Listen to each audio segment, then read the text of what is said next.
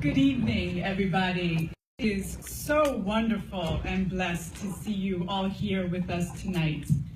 We want to begin this conversation by grounding it in the lived experience of mass incarceration.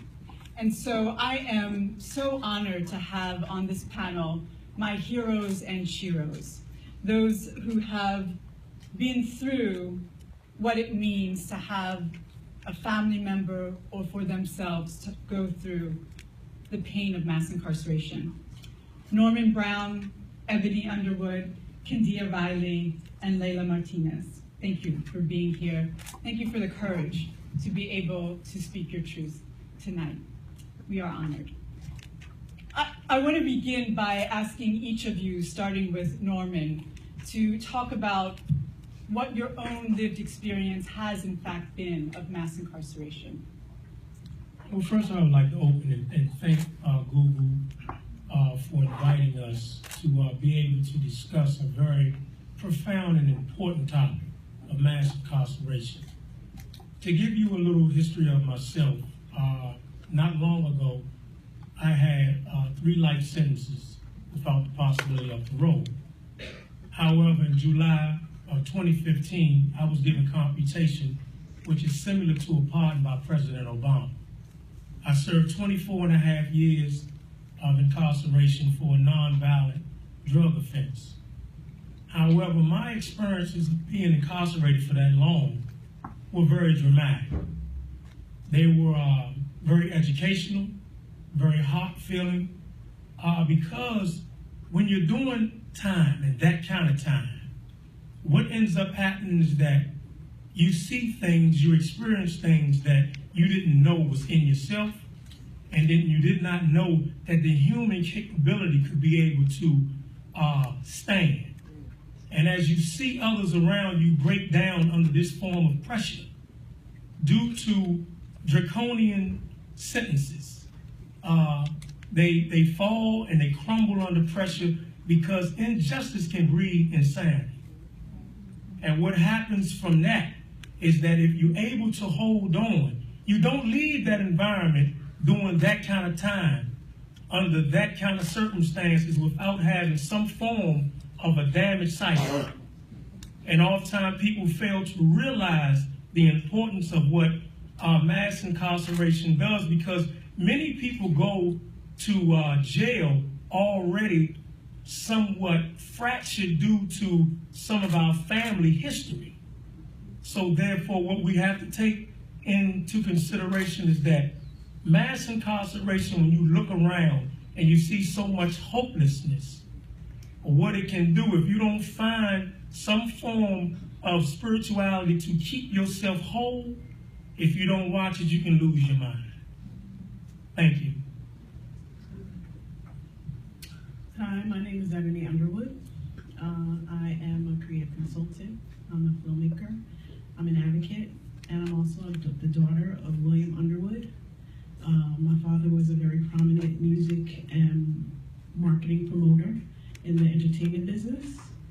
And 20 years ago, he was arrested and later convicted with his first and only felony conviction to life in prison for mandatory minimum sentencing, under a mandatory minimum sentence.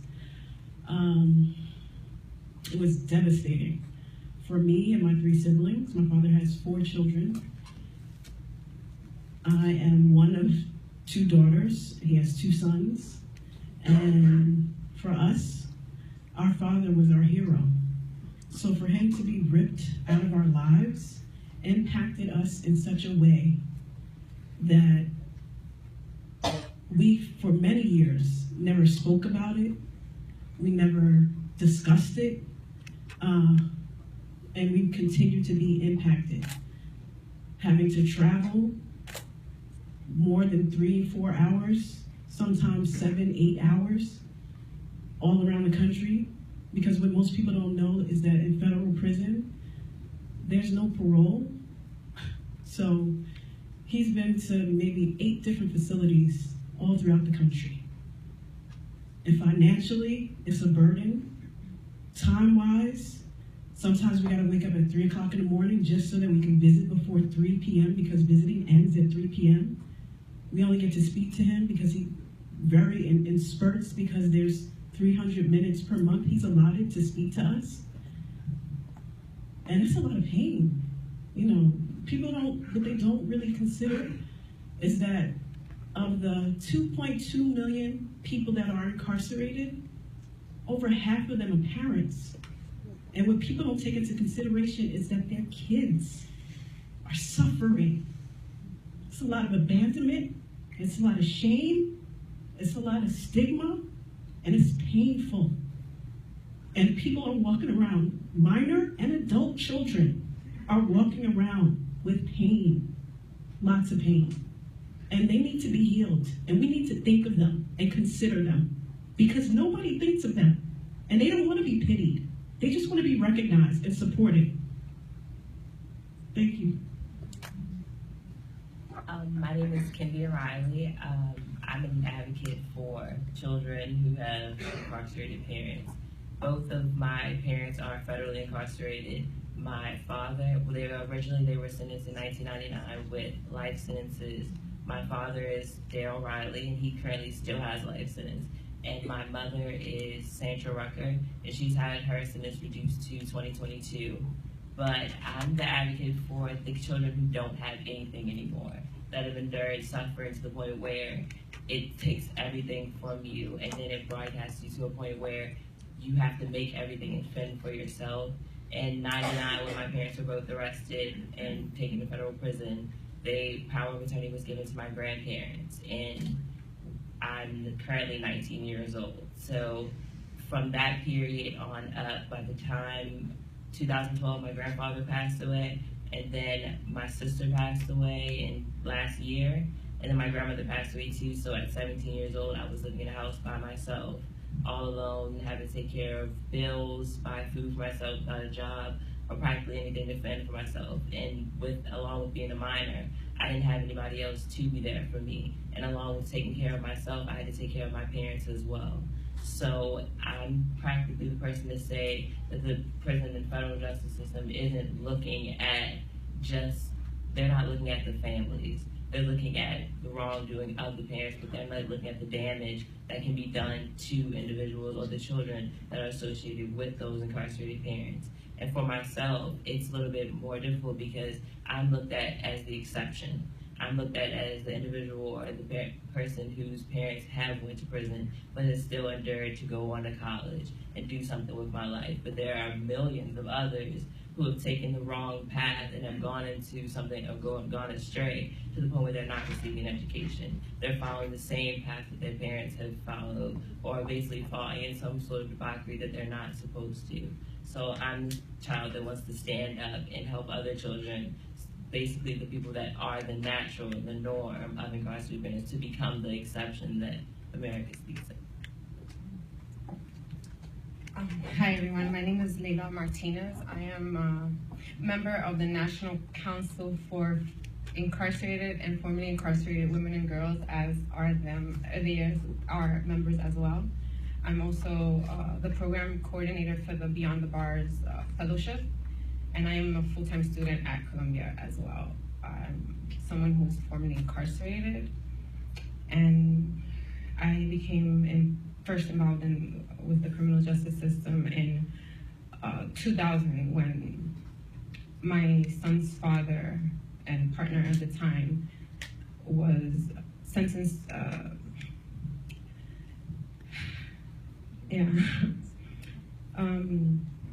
He was arrested on conspiracy charges. So I was left alone with a 1-year-old. And a little over a year after, I made some wrong choices that led me to be arrested for fraud charges, and I was sentenced to a 1 to 3. And that was how I became involved with the criminal justice system. Yeah, I'm sorry. what I want to surface more is how Norman and you, Layla, you were both parents behind bars. And Norman, you did over 2 decades. And so when we talk about over-criminalization of Black and brown communities, we talk about it in numbers, in policy, but we don't always understand what it means in the human costs. And so if you could just give us some space to understand, what does it mean to be serving over 2 decades, first-time felon, as a father? And if you also, Layla, can talk about what it means to be a mother behind bars, knowing that your son is out there, and what other mothers and other fathers experience in that space, because it's a way that when we talk about the injustice of mass incarceration, when we talk about the disparate over-criminalization of Black and brown communities, this is the piece that I don't think we hear enough about. I'm sorry. So I can talk a little bit about that. First, my son's father was arrested in a federal prison, and we weren't married at the time. So to visit people in the federal prison, you have to be either related or married.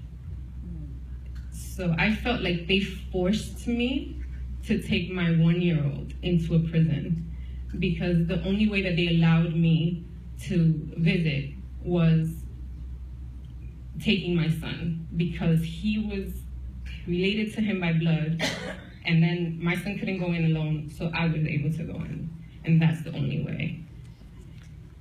Then that, I didn't appreciate that. I was forced, right? You're waiting outside in freezing, cold weather. My son has to go through this metal detector, and it was not what I wanted for my son, but this is what I had to do.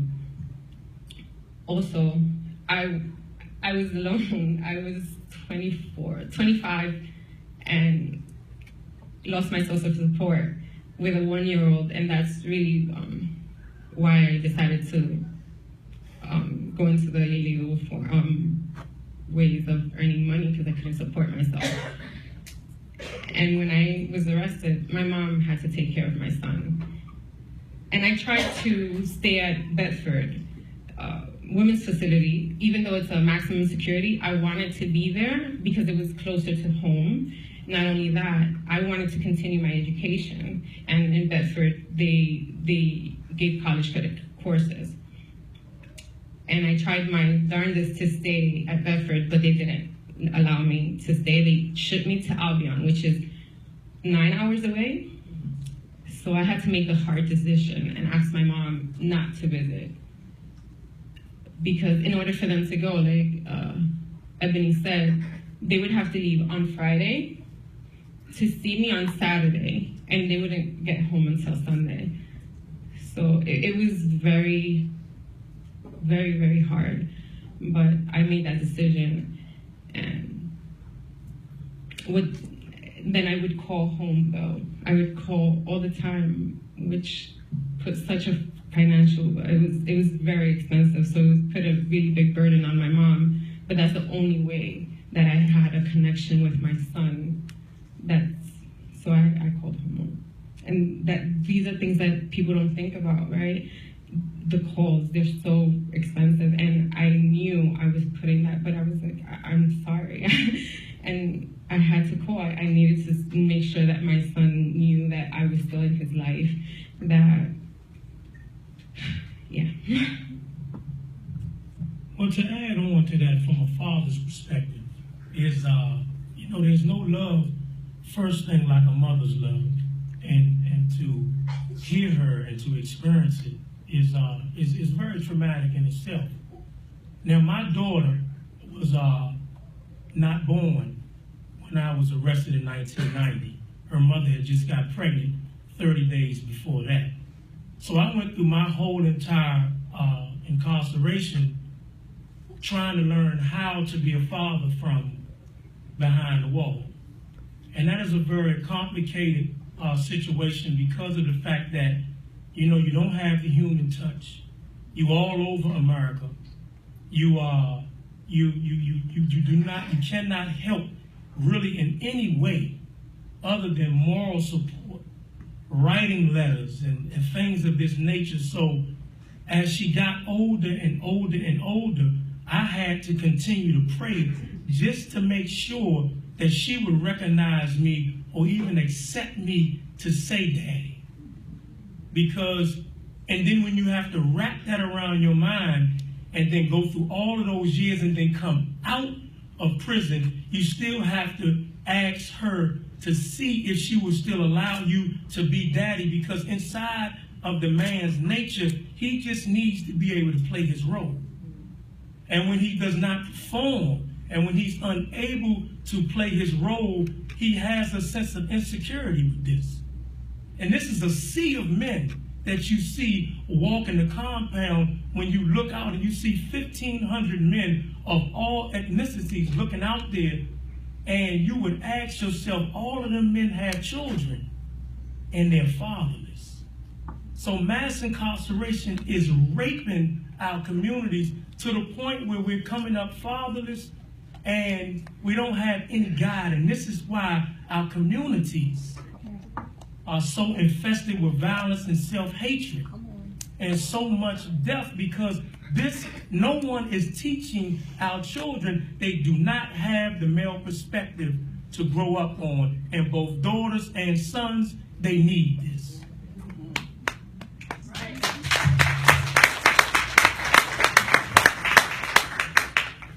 So Ebony and Candia, I want to talk about the experience of the kids more.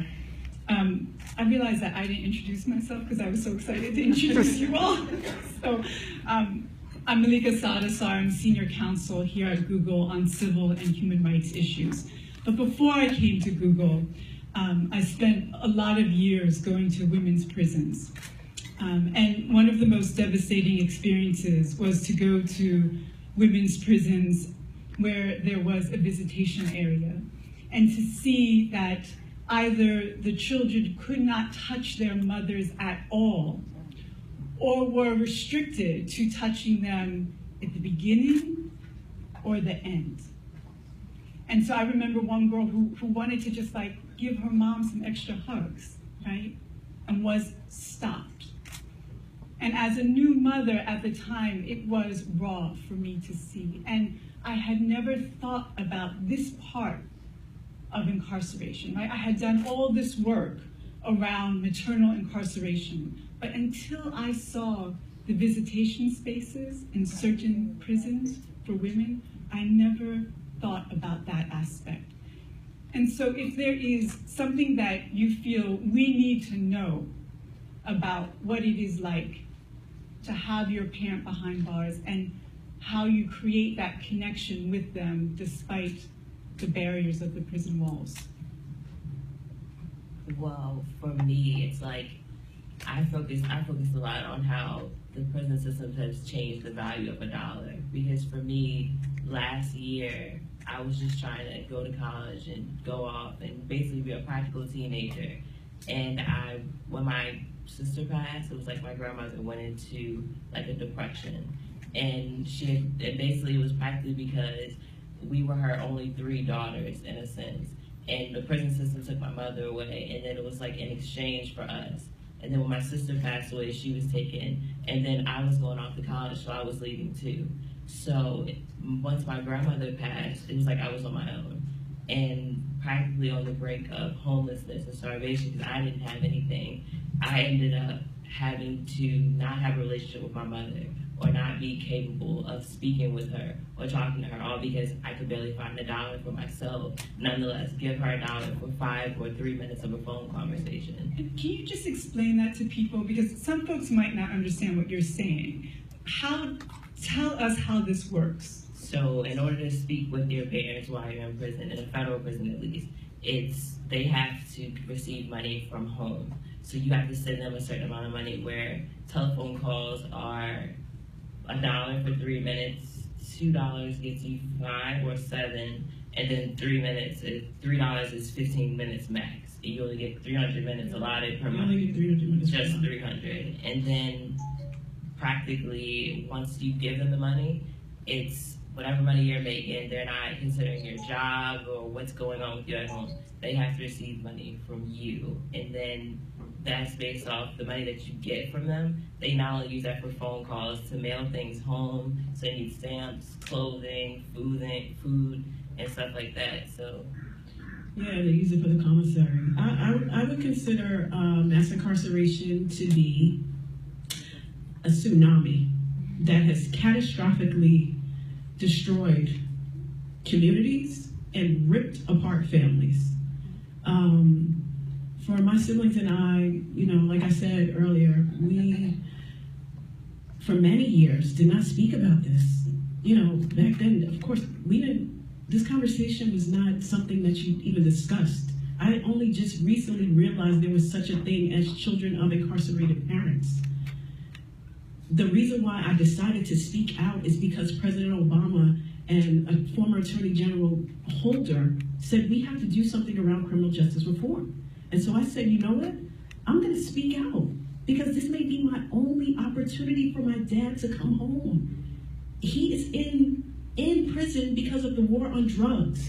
He was part of the first round of convictions made. He was not willing to participate with the prosecutor, so they basically threw him under the jail and gave him life without parole.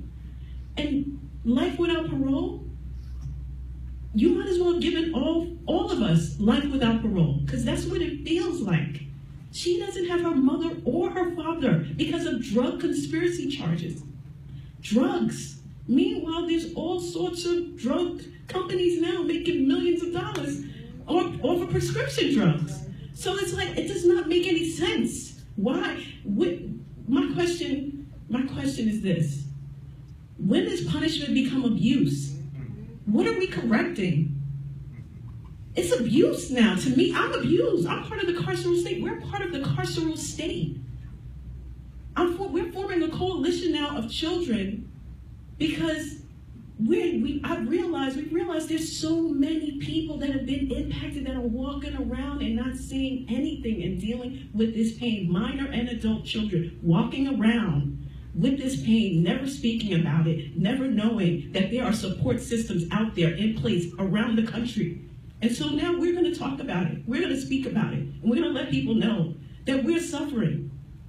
You guys are mass incarcerating people. You're mass incarcerating communities, families, children, little children that grow up and become adults. And then grandchildren who are continually to suffer. When does punishment become abuse?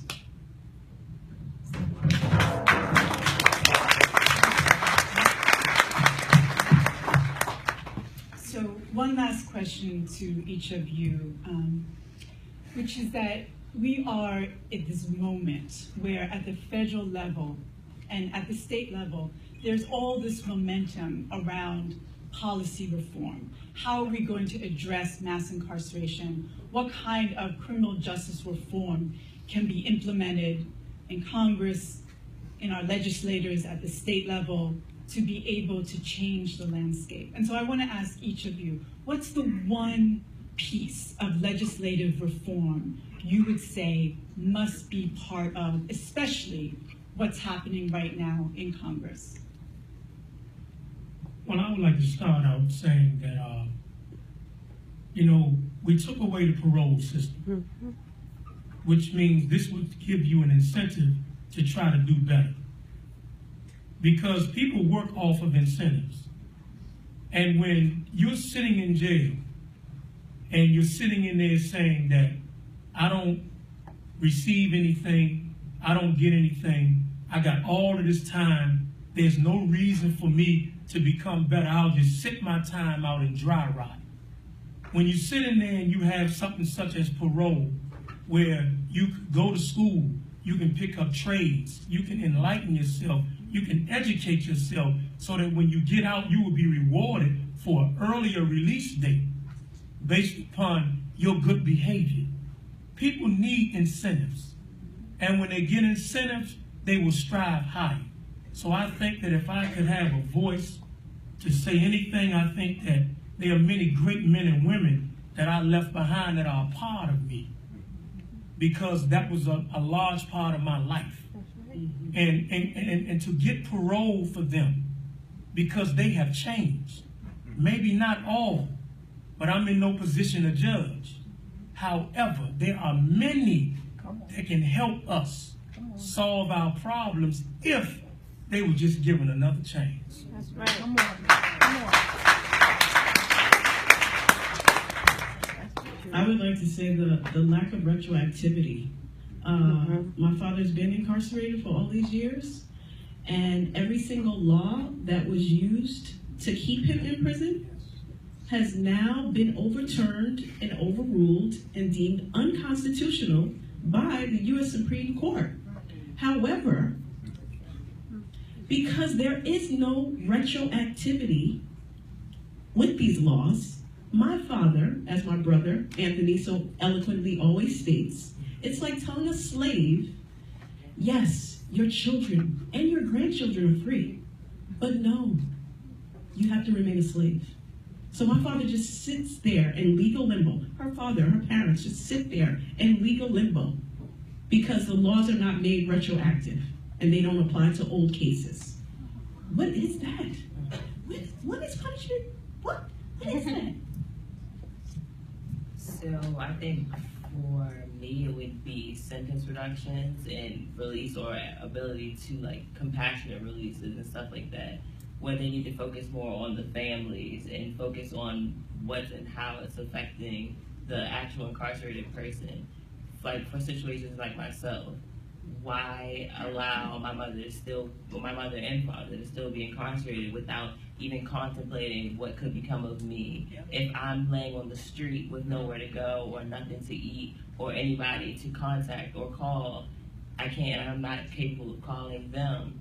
Why isn't someone stepping in and saying, both of your parents have passed, you've lost one of your daughters, how is your other daughter, who is caring for her? I feel like there should be a level where the justice system has to stop and think and say, okay, we're not just affecting her, we're traumatizing her daughter at this point. So. For me, I'm a real big advocate for education. In 1994, the crime bill took away the Pell Grants from prisons, and that's the one thing that demonstrates that it reduces recidivism rates. So why would you take away the one thing where you're actually supposed to be, right, rehabilitating, and it's a correctional facility, right? You're supposed to give people an education and allow them to have. So I would definitely change that and bring the Pell Grants back, not only for the people when they're incarcerated, but also facilitate education when we come home, have more flexibility, take away the box from the applications. The government just recently released guidance asking schools of higher education to take away the question asking criminal history. It's called Beyond the Box, where they actually used my story as a student spotlight on the guidance. So I would just really focus on education, because I think that's a big structural issue that is one of the reasons why we have mass incarceration, and people don't think of that, right? There's structural issues that are leading to mass incarceration: poverty, health, education. So my big thing is education. One of my favorite books is Beloved, because what Toni Morrison does in Beloved is to show that despite enslavement, there is still the resilient insistence on love and humanity and dignity. And why I'm so honored by each of you is because you show us that despite mass incarceration, the pain that has been caused, what has been denied, you insist and you are living lives of incredible dignity and strength and grace. And I am so grateful for you to be able to share that with us tonight. Thank you. Thank you.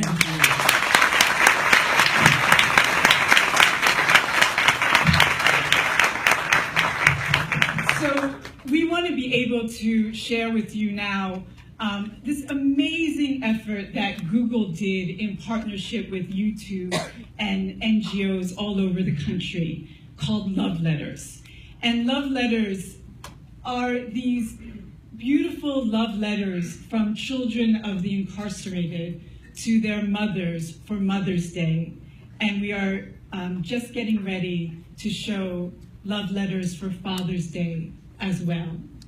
We worked with organizations in New York like Osborne and Our Children, in California with Pops for Club and Place for Grace. And it's been a wonderful opportunity to have that kind of partnership and give voice to children of the incarcerated. So the Father's Day love letters will be coming out on Thursday. And we want to show you what we did for Mother's Day. And before we take a look at it, I want to give thanks to Ebony, who helped us to put this together. Thank you. And I want to give thanks to Michael Skolnick, who is somewhere in the audience, who did the amazing job of pulling it together as well, and the filming. All of this really stands on the shoulders of some magnificent folks.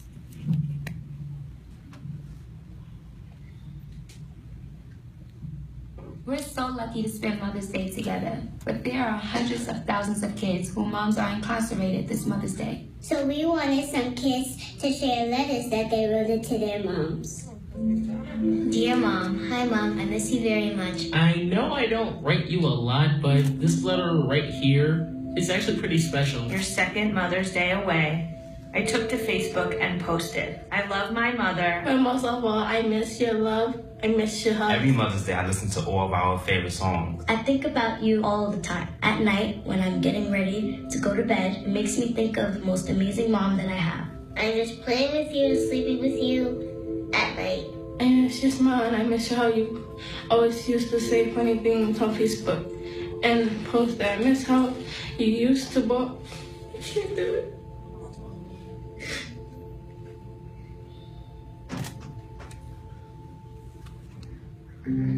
I've been having some personality issues. By that I mean my sexuality, and I wish you weren't in prison so you could be here to help me with it. School is kind of good, but fighting is cool. It's difficult.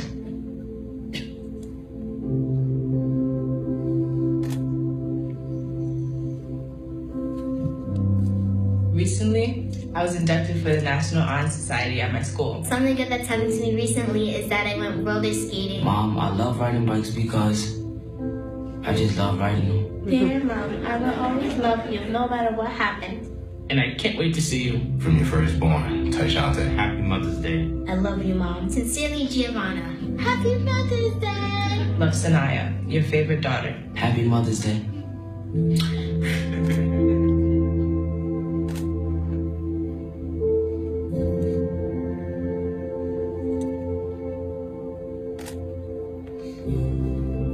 Click on the link below to see more love letters to moms.